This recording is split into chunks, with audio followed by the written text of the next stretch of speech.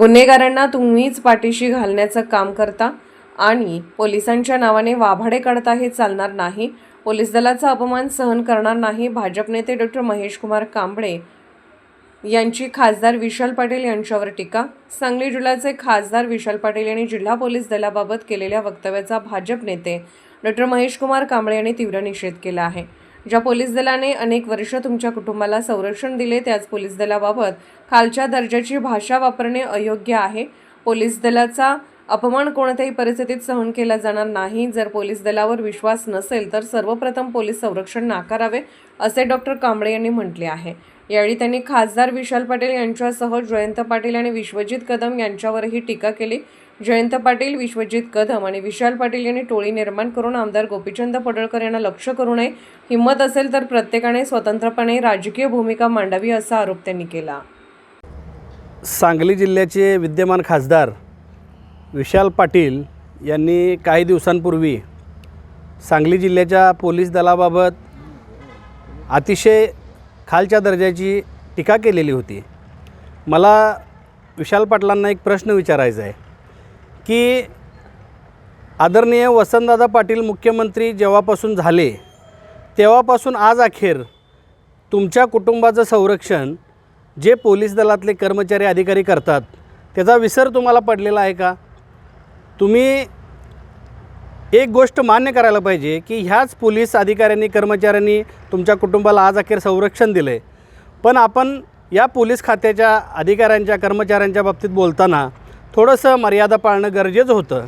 याचं कारण असं, तुम्हाला खरोखरच गुन्हेगारी मोडीत काढायची आहे असं जर ओरिजिनल असतं तर तुम्ही शिपूरमधल्या एका रेकॉर्डवरच्या गुन्हेगाराला हद्दपार करू नका म्हणून मिरज तालुक्यातल्या संबंधित पोलीस अधिकाऱ्यांना वरचेवर फोन केले नसते.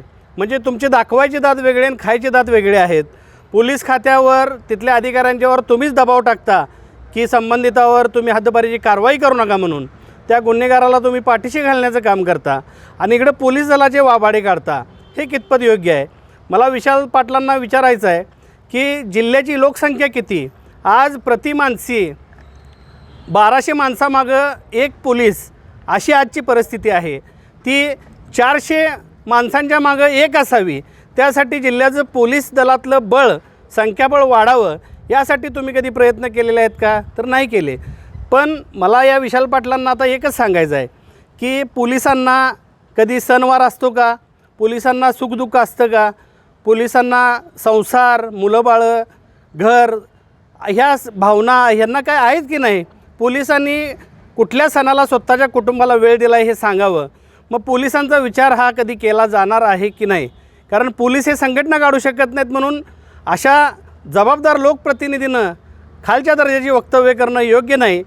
पण मला कालची अनेक चर्चा माझ्या कानावर आली की विशाल पाटील यांना जिल्हा मध्यवर्ती बँकेनं 256 कोटी रुपये मंजूर केले कर्ज म्हणून. आणि हे कर्ज मंजूर करण्यासाठी या जिल्ह्याचे राष्ट्रवादीचे नेते जयंत पाटील आणि विश्वजित कदम या दोघांनीही जिल्हा मध्यवर्ती बँकेच्या काही संचालकांना फोन केले असल्याची चर्चा माझ्या कानावर आली. म्हणजे आज या सांगली जिल्ह्यातलं बहुजनांचं एक नेतृत्व जे प्रस्थापितांच्या विरोधात छड्डू ठोकून उभं आहे, जे छाताडावर नाचते आदरणीय गोपीचंद पडळकर साहेबांच्या रूपानं, या गोपीचंद पडळकर साहेबांना कुठंतरी विरोध करण्यासाठी आपण एकटे पुरणार नाही म्हणून या 3 लबाड लांडग्यांनी ह्यांची टोळी तयार केलेली आहे.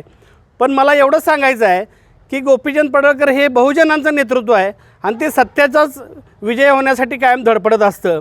ह्यांनी केलेली सगळी जी काही चुकीची कामं आहेत ते बाहेर काढण्याचं काम करत असतं. आज जयंत पाटलांनी परवा ह्या अधिवेशनामध्ये सांगली जिल्ह्यातल्या पोलीस दलाच्यावर जी काही बोललं की इथली कायदा सुव्यवस्था बिघडली आहे. 2009ला कुणाच्या गृहमंत्री असलेल्या कार्यकाळात दंगल झाली होती? मिरजेची दंगल ही जयंत पाटील गृहमंत्री असतानाच झाली होती ना. मग ते विसरून कसं चालेल?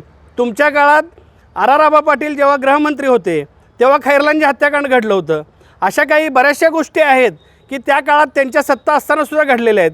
पण आत्ता उठायचं सुटायचं, जिल्ह्याचे पालकमंत्री चंद्रकांत दादा पाटील यांना टार्गेट करायचं, राज्याचे कार्यतत्पर मुख्यमंत्री देवाभाऊ फडणवीस यांना टार्गेट करायचं आणि कुठल्या ना कुठल्या पद्धतीनं काम सुरळीत होऊ न देणं असा प्रयत्न करणं हे चुकीचं आहे. विशाल पाटलांना जयंत पाटलांना आणि विश्वजित कदमांना माझं सांगणं आहे, तुम्हाला जर गोपीचंद पडळकर यांना टक्कर द्यायची असेल तर तुम्ही एकट्यानं टक्कर द्या.